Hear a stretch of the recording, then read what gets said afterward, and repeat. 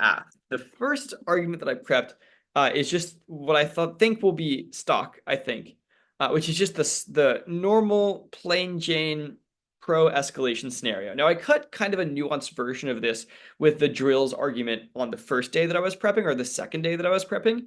That was about military exercises from both the US and China causing some sort of accidents or other kind of provocations that spill up into war or other kinds of impacts. This one is more simple. It's just the generic, just like China does not like US military support for Taiwan, and they go to war with us because of it. That's the whole argument. They sense it as a threat. The more that we support Taiwan, the more they feel threatened, and the more they have to take provocative military actions that either intentionally cause war, as this argument says, or unintentionally cause war. Um, Most of the cards in here are just copy pasted from cards that I cut on other topics, like the Great Power competition topic last year. But was it even last year? No, the year before. No, was it last year? It was last year. Okay, gosh, I'm too old.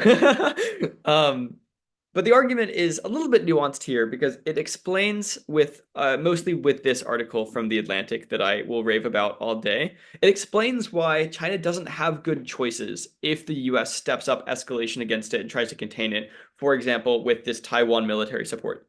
The argument is that one, this is like an existential threat to Xi Jinping's and other CCP elites' legitimacy in terms of domestic politics. And so he has to step up and he has to react with more and more aggression. And second is that he has to teach other enemies. It's kind of like a China cred argument, right? It's the same logic as US credibility, is that China has to react against increased US military support for Taiwan, because if they don't, then they teach all of their other enemies in the region, of which there are many, that it's going to, appease the US. It's kind of the exact inverse of the argument, which is why it can't afford to do that, because otherwise other countries might test China. They might miscalculate. They might overstep in their territorial arrangements in the South China Sea, for example, and actually risk real spirals into regional conflicts. Um, as a result, and history definitely shows this. There's some great examples of like the Taiwan Strait crises in the 50s and the 90s, and also the Korean War, and other crises as well with like India in the article, that show that China just is not deterred when these kinds of circumstances exist. And also maybe this kind of scenario is much more likely to escalate to nuclear war than other scenarios. I've put all of the solvency cards at the bottom. These are maybe the most important part of the argument. The first thing that I want to note before the solvency is this argument is kind of sneaky because you can technically go for these two warrants as independent impact scenarios if you're losing the war scenario. So the argument is like this, right? If China does not react aggressively against US military support for Taiwan, then these other things happen that are bad. As a result of that, China will react aggressively against US military support for Taiwan, and that will look like war. So, if they prove that China won't do that, then logically these other bad things will happen instead. And so you can wield these other bad things as their own impact scenarios. You could turn the argument in the back half of the round into, yes, we agree that China will not react aggressively against US military support in Taiwan. As a result, other enemies of China will step up in other parts of the region like South China Sea, and that will cause regional war. So it's actually a bad thing for China not to stand up to US military support in the region. So we will concede their defense that that is exactly what will happen, and they have conceded that that will lead to regional war or something like a coup or like civil war in China, although that this is something that they could probably impact turn and like go for like China democratization or something. So more risky. But an interesting idea that you could leverage. That's why I guess it's more nuanced. The other nuanced part of this is the solvency, specifically this card. Um, the tag of this card is very, very carefully worded because if you tag this card differently, it's just a neg card. There are dangers associated with reducing US military footprint around Taiwan. There should be no drawdown until the deterrence by punishment, a credible deterrence by punishment strategy has been put in place. So if the neg just says the act happens immediately, that's how debate works. Your card says that this is a bad thing, GG, this is a neg card. But if you tag it this way, then it turns into an AF card. You got to do a little bit of work to explain why this would be likely. And there's two ways that you can do it that I'll explain after explaining the card. So the tag that I've put here is that policymakers in Congress are committed to alliances and to deterring China, but they're too stuck in their ways. They're using the wrong approaches right now, which is in the form of increased US military presence or US military support for Taiwan.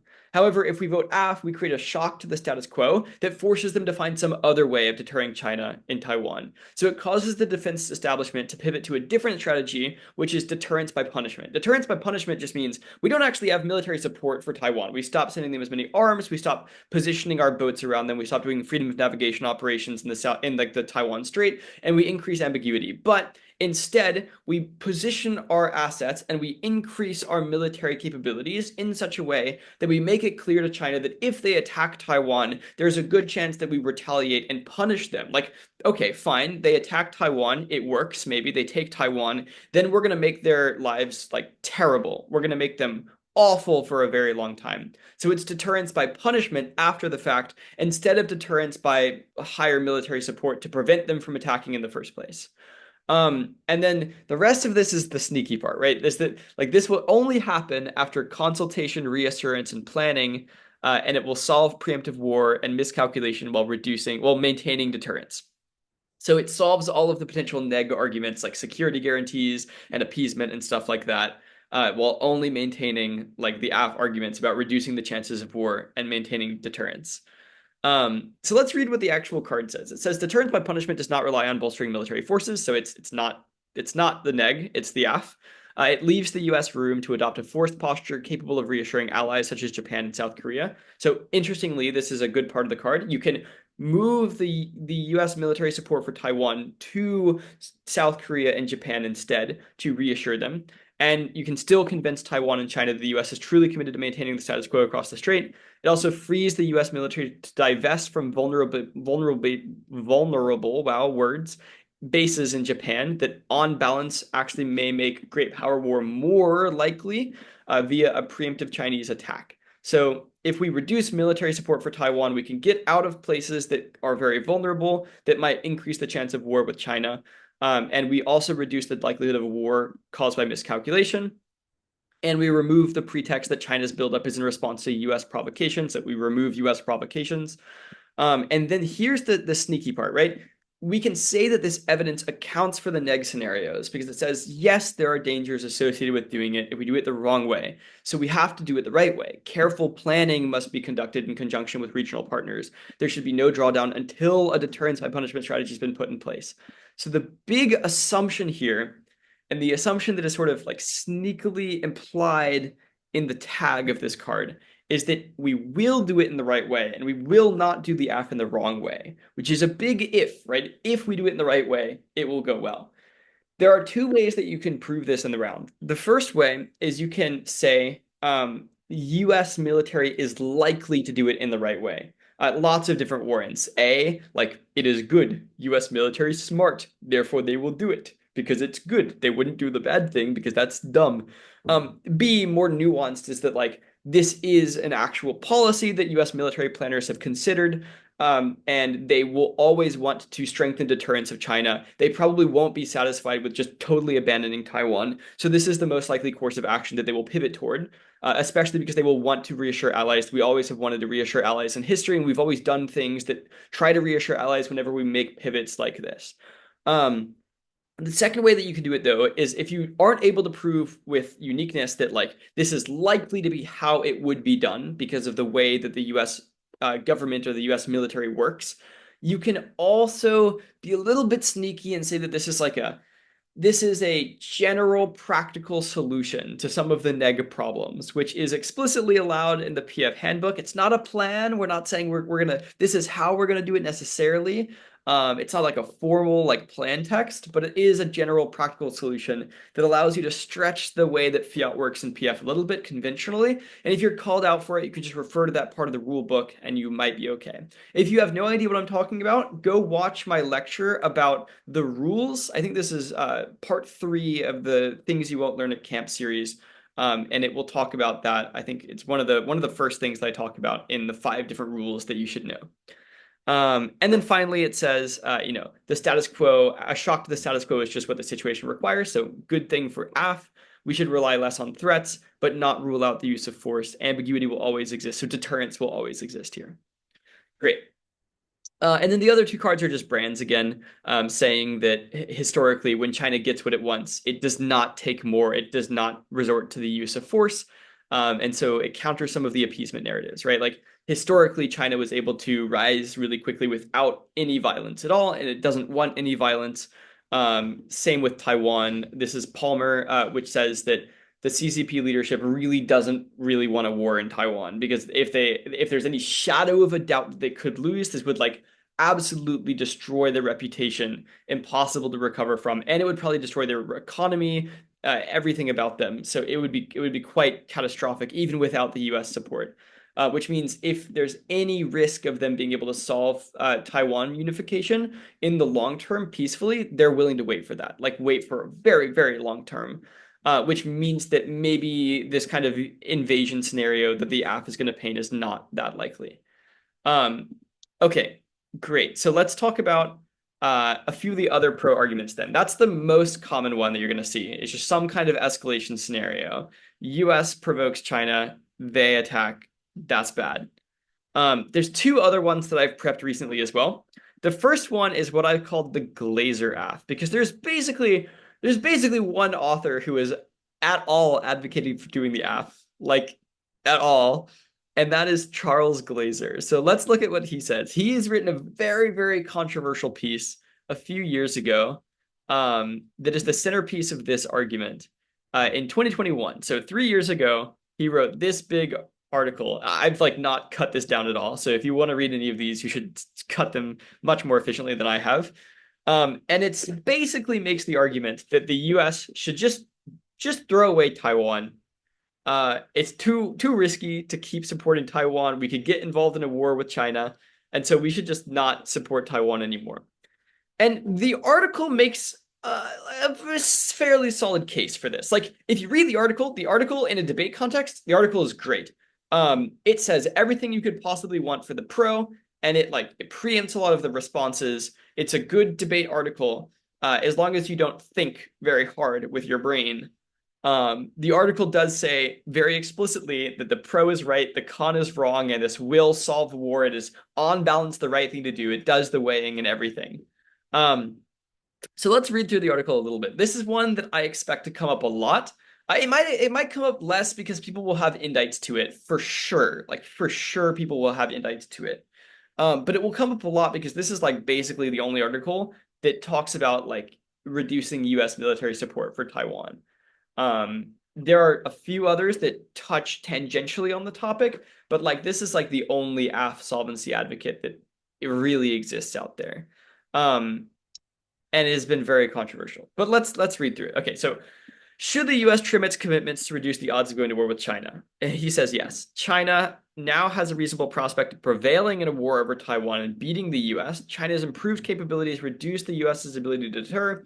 It is increasingly increasing its intense maritime disputes, risk accidents, and a prospect of a major war between the world's two foremost powers is growing more and more likely. So we should let go of Taiwan. We should not let go of South Korea or Japan. We should let go of Taiwan. It also advocates for kind of letting go of the South China Sea. And we should accept that the US is no longer the dominant power. Maintaining the status quo is too dangerous. Beijing has motive and means now to forcibly bring Taiwan under its control. So, like, it's only a matter of time. They're going to invade either way. Taiwan is not a vital US interest. This is how he addresses some of the counter arguments. He says credibility is not a concern. Actually, there is good reason to doubt this scenario. The US could preserve its credibility with Japan and South Korea. They would understand that Taiwan was less important than them. Letting go of Taiwan does not suggest very much about its commitment to them, so they can understand that it's different, is the first response that he gives. Plus, second response is the US could just do extra things to reassure them, like stationing more troops near them, integrating more military planning. So there's not very much cause for concern in terms of credibility among allies. The second concern that he addresses is about US's retaliatory capability. Like there's an argument that lots of people make that if China takes Taiwan, they will be able to have like a more power projection in the region, and it would undermine the US's ability to deter them in other regional conflicts too. And he says, nah, it's actually going to be fine because the US Navy can still do things that will prevent them from doing this. And either way, the odds of a major war with China would drop, like on balance, on net, they will drop a ton, which is a good thing. So there's a strong case for cutting the commitment to Taiwan. Concessions will be important. It would be great if we could make a bargain with them so that they stop South China Sea disputes, but probably he says that's not going to happen. It's like that ship has sailed, pun intended. But one form that he wants them to take is some kind of appeasement or retrenchment. He wants a retrenchment rather than appeasement. So he says the U.S. would sort of it would make this position public. It would minimize the pressure to intervene if China attacked Taiwan, and it would sort of use like international norms to try to deter China anyway. And it could boost spending to enhance its capability in Japan and South Korea instead, and it would send a clear signal that the U.S. will defend all of the commitments that it hasn't cut, so it can beat back the credibility scenarios on the neg. And it says the US-China war would be like the worst possible thing, and we can avoid it if we vote AF. And if we maintain the status quo, it's going to be terrible. We need a change in course because otherwise we have US-China war. There's a part of this that is going to be a big indict. He does say, he admits here that under the current strategy of preserving all US commitments in East Asia, the risk of a major war with China is small, although growing. He does say, but unlikely events with massive consequences deserve to be taken seriously. But this concession is definitely an indictment that people will read. So I think it's worth noting. But anyway, the article is pretty good in a debate context. So the way that I've cut this into a case is I've got some other uniqueness at the top, also from Brands. Don't worry that Brands concludes neg in other articles, but he says that right now the possibility of like a world war is increasing a lot, where he basically says there's three things that could all happen at once. Two of them have already happened, which is Russia invading Ukraine and this kind of war in the Middle East between Israel, Hezbollah, Hamas, possibly dragging in Iran. We just talked about that in the context of headlines. And the third thing that could happen that would really tip us over the edge to some sort of world war is if China attacks Taiwan, which is growing more likely. Because Brands does think that US-China war is coming. He just thinks that that's not a reason to pull back. That's a reason to sort of bolster deterrence, but besides the point. And he says that the US is not going to be at all prepared for this, that if China invades Taiwan, like all of the calculations that the US authors make where they say that the US could win, they all assume that like Ukraine and Israel and the other conflicts are not simultaneously happening. And he says that we're actually way too stretched thin, and so we're just going to lose. And there could be like a massive, massive toll. Our like global hegemony would go out the window, and it would be just really, really devastating. This is maybe like the biggest impact scenario that you could imagine, basically. And he says that might be on the horizon. This is really controversial evidence that a lot of people are going to read. It's like this one 4-star general named Mike Minihan. He warned that China might have a fight in 2025. There's like two things you should know about this. One, he's just a dude who said like my gut tells me. Like he does not have any evidence at all. And two is that like he really does seem like he's the only one with this opinion. Like a lot of people published articles about this, but most of the other people in the US military were like, nah, he's kind of crazy and he should not be saying that. And so take this with a grain of salt. But he did say back in 2023, January 2023, so it's actually been a while, that he thinks there's going to be war in 2025. So, okay. Brands, I think, thinks that there's going to be war in like 2028, maybe a little bit around 2027. Who knows? But this guy has a much earlier timeline. So this is the evidence that a lot of people are going to read, I think. And then I have Glaser, which we just went over. And then this evidence from Anderson, it also concludes neg at the bottom, but don't worry about it. If we stay the course, then Taiwan goes nuclear. But in the absence of a third party, maybe China does not resort to nuclear strikes. So this is a lot of stuff about China definitely going nuclear. And then there's one line at the bottom here. China is unlikely to cross the nuclear threshold in a Taiwan conflict for fear of international condemnation initially, but China could reconsider if third-party intervention threatened to derail its invasion. So if the US has military support, then if China invades and the US has military support, then China might use nukes, is the basic argument. It's weird how this interacts with the topic because low key, like we saw in the other AF argument, like it's possible for the US to reduce military support for Taiwan while still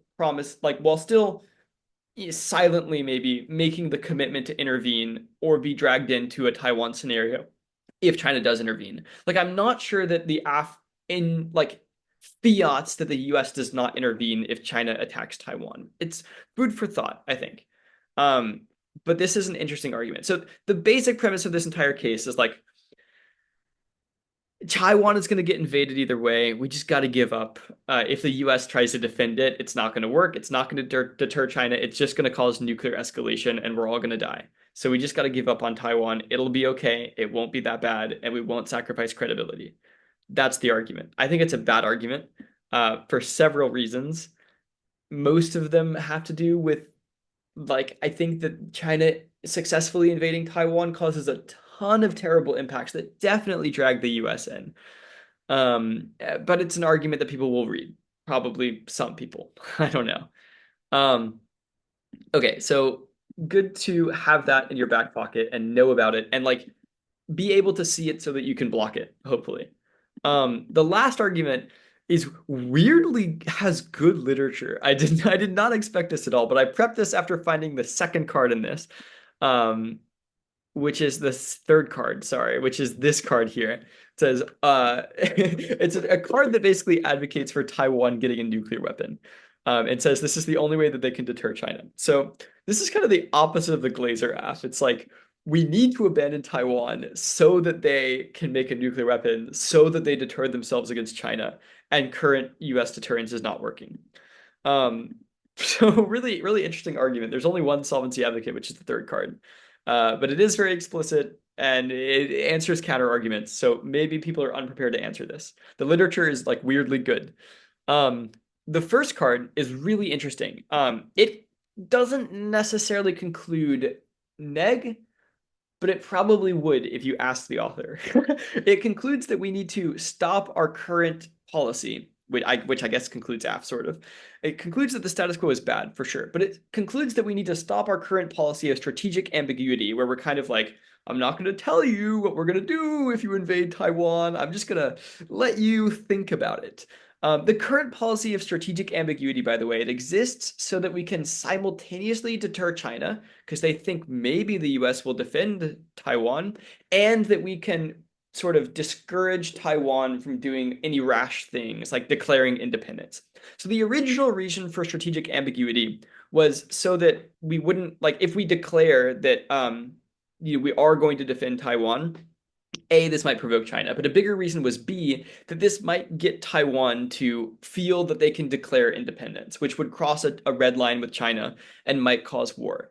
Nowadays, at least this article says, there's not really any risk of that kind of thing happening. Like probably Taiwan is just not going to declare independence. They know that that would be a crossing of a line.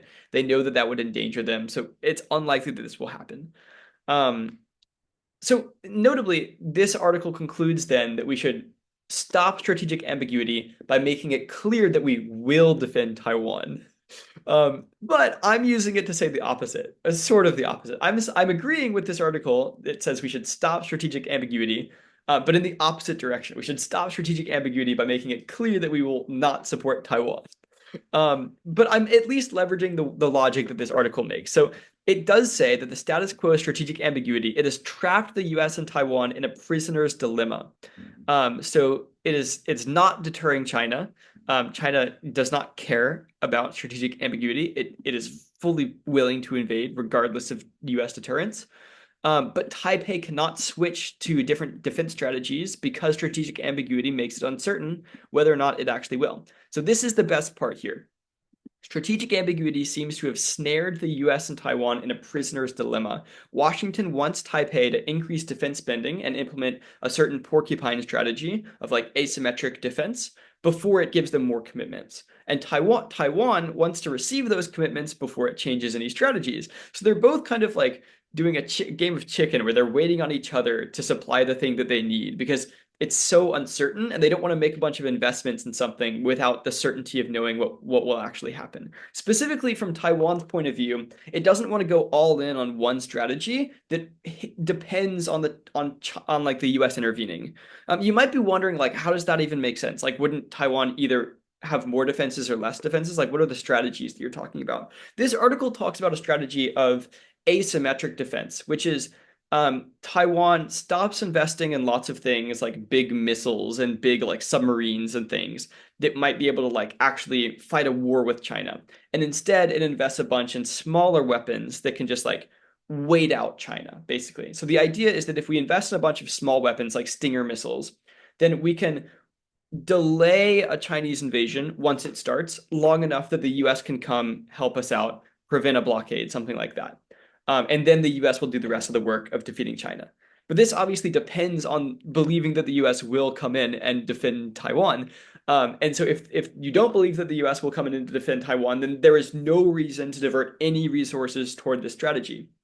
Instead of buying Stinger missiles, you should go for like the big F-16s and tanks and like submarines and things, or other things like that. And so the problem is that the ambiguity of the status quo is preventing Taiwan from committing to one defense strategy or another, and so both are probably just going to fail.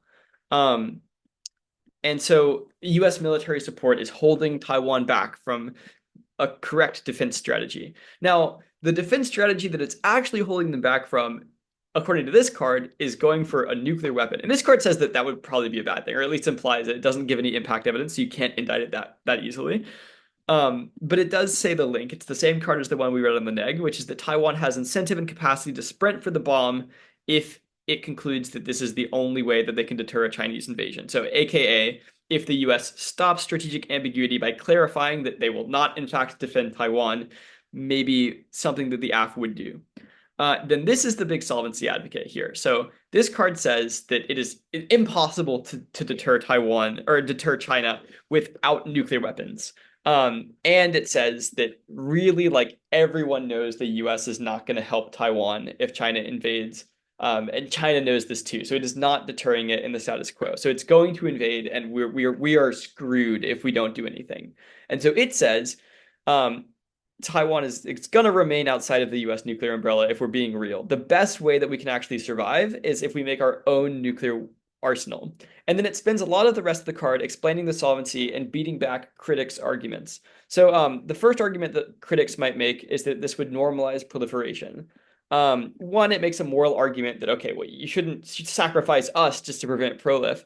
But two, it says that this is wrong because actually other countries like South Korea will be more likely to pursue nuclear weapons if a nuke-free Taiwan gets invaded by a nuclear-armed China.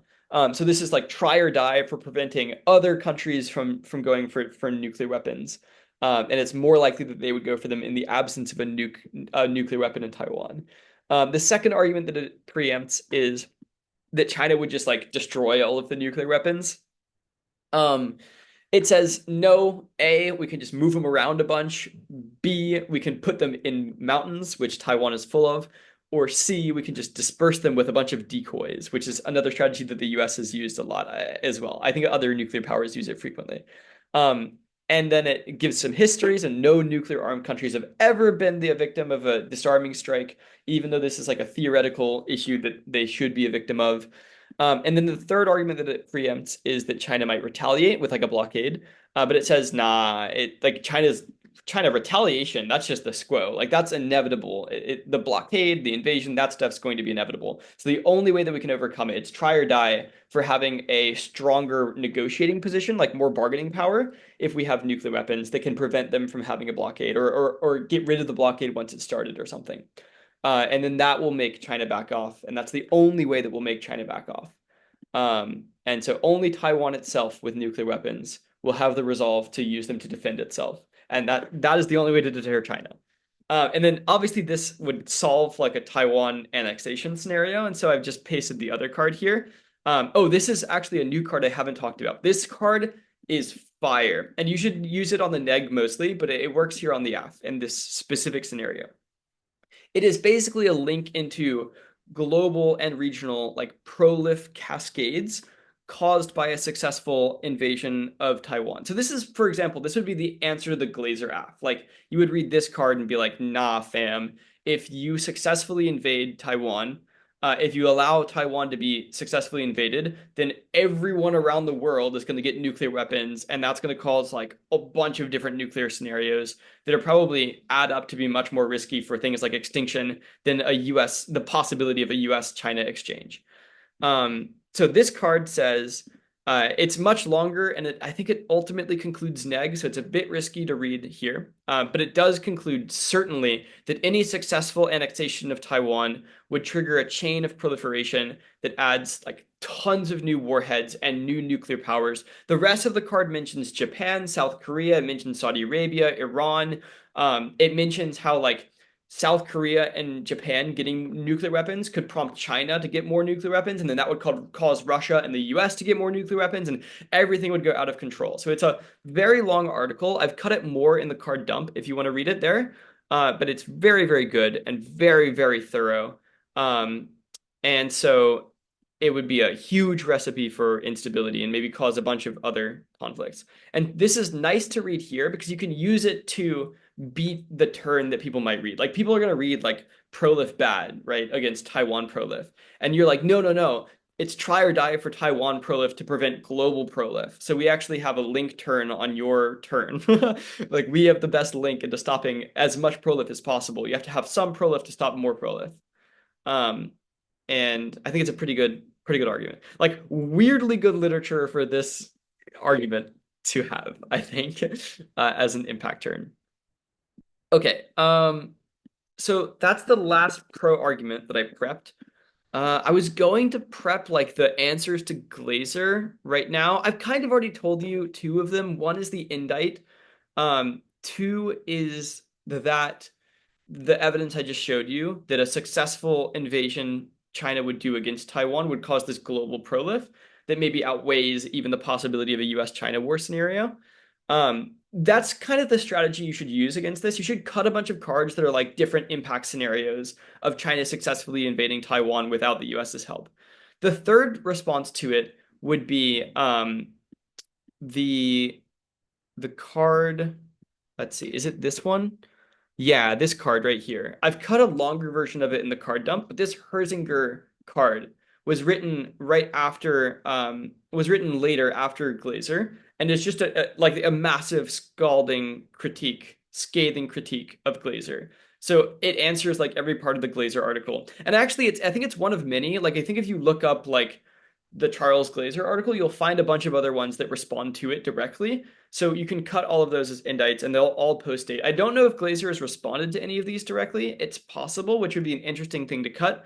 But these all give pretty good responses. And I think there are also just, besides this, a good amount of logical responses to Glaser as well. The not least of which is just like if you prove that the US will be drawn in to any scenario of China attacking Taiwan, then you non-unique the US-China war scenario anyway. So then it just becomes a probability debate about which link is stronger. And you're much more likely to win that. Okay, so I'm not going to write those out today. I've already wasted quite a bit of time, but I might write them later before Blue Key.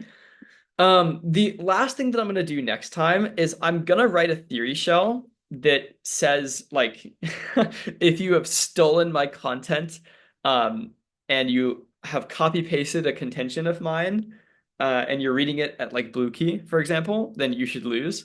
This is not necessarily to encourage you to read theory, but it is to deter people from just copy pasting all of my content. So I'll write that later and I'll like put it in this folder. And I'll try to make it as strong as possible so it's very hard to argue against. That means that hopefully you should be deterred from copy pasting these contentions. You can copy some of the cards, hopefully not that many, but mostly I want this to be educational and I want you to think for yourself and like, you know, copy as little as possible, take as much inspiration as possible, learn more from this, but don't like use it as an excuse not to do your own prep, because that's the best thing that you can do. Your own prep also will just be better for you to win off of. People probably will have responses to these arguments. I will write more responses to my own arguments before Blue Key as well, and I will publish them. So that's a potential danger of just relying on these. Um, and people will probably know about them more. So it is good to take inspiration from them, but not to rely too much on them. Um, and yeah, so that's it for today, guys. I will do more prep, probably accelerate my prep activities before the Blue Key round robin. And then I might take a little bit of a break while Blue Key is happening. And then I will do some really fun stuff, which is like looking at what's happening on the wiki and analyze some of the arguments that people have ended up running after the tournament ends, to see if we can find any good ways of responding to them. I'll talk about the arguments that I like the most and the arguments that I maybe don't like as much. I'm not gonna like roast you though, don't worry. And it will be, I think it'll hopefully be interesting for prep. And I'll teach you my methods of writing things like prep outs. Maybe to like the people who do the best competitively at the tournament. Um, and yeah, so there's big things coming. Hopefully that's exciting. And I will see you next time. Bye bye.